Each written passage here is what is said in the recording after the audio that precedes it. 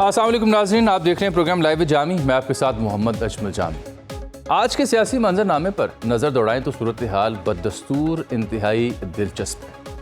وجہ یہ ہے کہ خان صاحب سے ان کی بہن کی ملاقات تو ہو گئی، لیکن بعد میں جو ان کی ٹائم لائن پہ ٹویٹ آیا اس میں بڑی جارحانہ مزاج کے ساتھ انہوں نے ذکر کیا، رد عمل دیا، اور پھر اپنی پارٹی کچھ لوگوں کو بھی انہوں نے میر جعفر میر صادق کا، علامہ راجہ ناصر عباس اور اچکزئی صاحب پر اعتماد کا اظہار بھی کیا۔ کیا ان دونوں شخصیات کے ذریعے تحریک تحفظ آئین پاکستان کے پلیٹ فارم کے ذریعے پی ٹی آئی کو مفاہمت یا بات چیت کا راستہ کھول پائے گی؟ اور اس کے بعد ہم نے دیکھا کہ خان صاحب کے ٹویٹ کے بعد فیصل واڈا صاحب کا ایک بڑا خطرناک ٹویٹ آیا ہے۔ اس میں بڑی سخت لب و لہجہ اور زبان انہوں نے استعمال کی، ایسی کی تیسی جیسے الفاظ استعمال کیے، اور کہا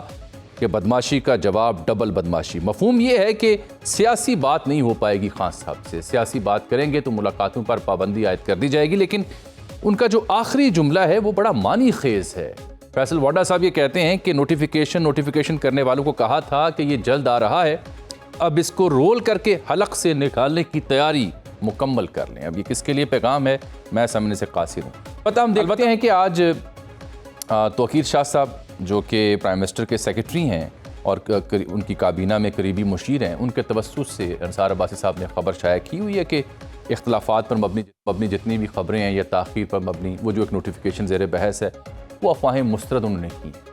لیکن سوال یہ پیدا ہوتا ہے کہ ابصار عالم صاحب بھی اس پہ مخاطب ہو چکے، عطا تارڑ صاحب بھی اس کی تردید کر چکے، میونخ میں بیٹھے خواجہ صاحب نے ٹویٹ کیا تھا، ایک پروگرام میں رانا ثناءاللہ صاحب نے کہا تھا کہ نواز شریف صاحب کسی قسم کی رکاوٹ پیدا نہیں کر رہے۔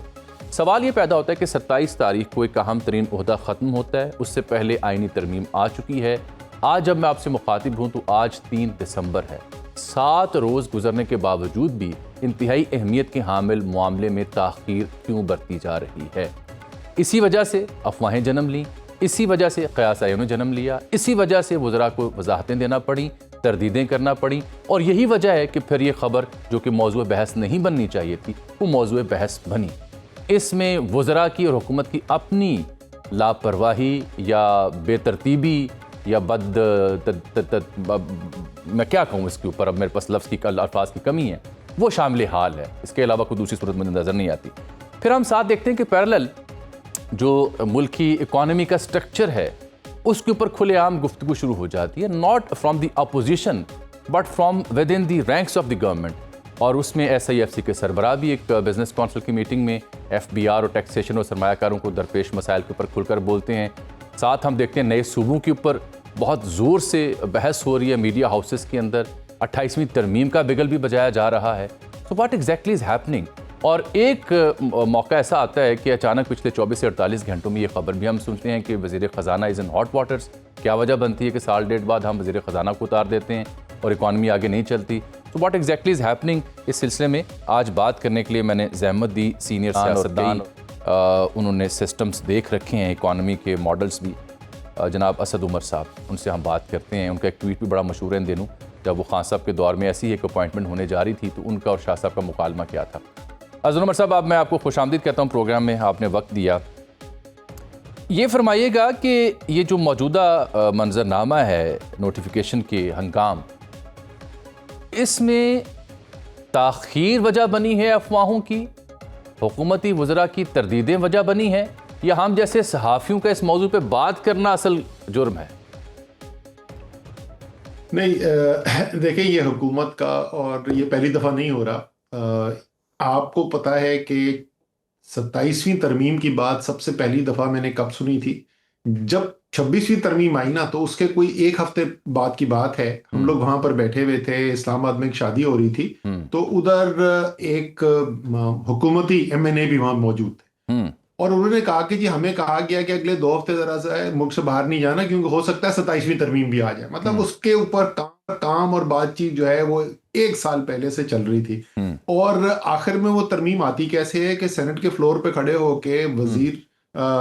اپنے وزیر قانون جناب اعظم نذیر تارڑ یہ کہتے ہیں کہ یہ ذرا جلدی میں لکھا گیا ہے تو اس میں کچھ ٹائپوں کی غلطیاں رہ گئی ہیں، تو آپ کو میں زبانی بتا دیتا ہوں کہ اس میں تصحیح کیا کرنی ہے۔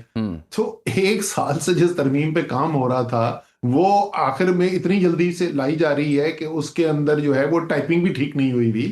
اسی طریقے سے جب آپ وہ ترمیم لے آئے تھے، وہ ترمیم پاس ہو گئی تھی، تو کیا نہیں پتا تھا کہ کون سی تاریخیں آگے آ رہی ہیں، کس نوٹیفیکیشن کی ضرورت ہے؟ تو یہ پہلے سے کیوں نہیں تیار ہوا تھا؟ اچھا چلیں، پہلے نہیں تیار ہوا تھا،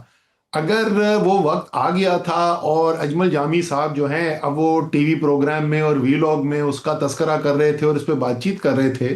تو آپ ذرا حکومتی بیانات تو اس کے بعد دیکھیں نا کیا ہو رہا ہے۔ ایک صاحب کہہ رہے ہیں 24 گھنٹے میں آ جائے گا، دوسرے صاحب کہہ رہے ہیں ضرورت ہی کوئی نہیں ہے، تیسرے صاحب کہہ رہے ہیں کہ نہیں ضرورت تو ہے۔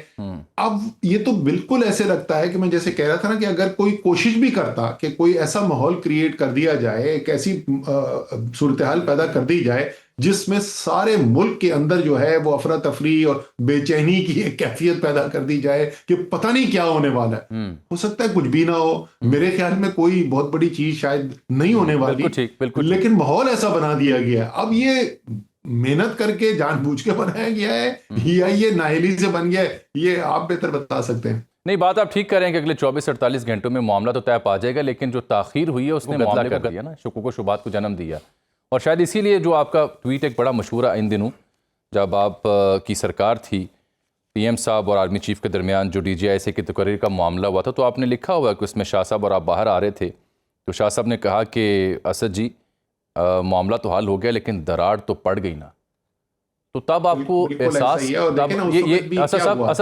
اسد صاحب یہ کیا واقعہ کیا تھا، اور کیا آپ کو شاہ صاحب کے اس جملے کے بعد ادراک ہو گیا تھا کہ دراڑ پڑ گئی ہے، اور پھر دراڑ پڑنے کی عملی شکل آپ کو کب دکھائی دینا شروع ہوئی؟ ہاں، یہ اہم سوال یہ ہے کہ کب نظر آنا شروع ہوا۔ یہ جی ڈی جی آئی کی اناؤنسمنٹ ہو گئی، آئی ایس پی آر نے اناؤنسمنٹ کر دی، پرائم منسٹر ہاؤس نے ڈینائی کر دیا کہ یہ تو اتھارٹی جو ہے وزیر اعظم کی ہے کہ D G I S I کو اپوائنٹ کرنا، اور یہ تو پی ایم ہاؤس سے آنی چاہیے تھی یا منسٹری آف انفارمیشن سے آنی چاہیے تھی، تو وہ سٹیل میٹ ہو گیا۔ اس کے بعد کچھ ہوتے رہے، اس کے اندر شامل تھا، اور وہ معاملہ جو ہے وزیر اعظم اور آرمی چیف نے باہمی طور پر اس کو حل کر دیا، اور اب یہ حل ہو چکا ہے معاملہ۔ وہ میٹنگ کر کے میں باہر نکل رہا ہوں، اس میٹنگ میں آرمی چیف نہیں تھے، وہ تو الگ سے ہو چکا تھا، لیکن پرائم منسٹر ہاؤس میں اب ہماری میٹنگ ہوئی ہے سینئر 3-4 لوگوں کی، اور یہ معاملہ حل ہو چکا ہے۔ لیکن وہاں سے جب باہر نکلے تھے تو شاہ جی میری طرف مڑے اور انہوں نے کہا اسد جی دراڑ تو پڑ گئی ہے نا۔ اچھا، کیا مجھے اس کا ادراک تھا؟ نہیں، مجھے نہیں تھا۔ وہ شاہ جی جو ہیں وہ مجھ سے بہت زیادہ تجربہ کار تھے، تجربہ کار ہیں، وہ اس سے پہلے بھی ان معاملات سے گزر چکے تھے، تو ان کو اس بات کا ادراک بہتر تھا۔ اچھا، اگر آپ صورتحال اس کی فوری بات دیکھتے تو کوئی مسئلہ ہی نہیں نظر آ رہا تھا۔ وہی لیفٹیننٹ جنرل ندیم انجم جن کی تقرری کی آئی ایس پی آر نے اناؤنسمنٹ کی تھی، انہی کو پرائم منسٹر نے اپوائنٹ کر دیا، تو معاملہ تو ٹھیک ہی لگ رہا تھا۔ لیکن شاید اس کے بعد 4-5 مہینے بعد کی بات ہے کہ عدم اعتماد کا ووٹ آ گیا تھا، اور اس کے 1 مہینے کے بعد جو ہے وہ رجیم چینج آپریشن جو ہے وہ کامیاب ہو چکا تھا۔ تو اب اسلام آباد میں یہ چیمگوئیاں جو ہے یہ اس نوٹیفیکیشن کے آنے کے بعد بھی شاید ختم نہ ہو، شاید اس کے بعد بھی چلتے رہے، تو میرے خیال میں بہت نقصان کرایا ہے، اور جو بھی اس کی حکومت میں جس کی ذمہ داری بنتی تھی اس نے اپنا بھی نقصان کرایا ہے، اور ظاہر ہے جس ادارے کے بارے میں نوٹیفیکیشن آنی ہے ان کا بھی میرے خیال میں نقصان کروایا ہے۔ لیکن اس بیچ میں پی ٹی آئی کو تو امید سے ہونے کی ضرورت نہیں ہے۔ نہیں، میرے خیال میں وہ جو ہے اس میں اپنی اچھائی کا پہلو جو ہے، تحریک انصاف کو اپنی حکمت عملی اپنانی چاہیے۔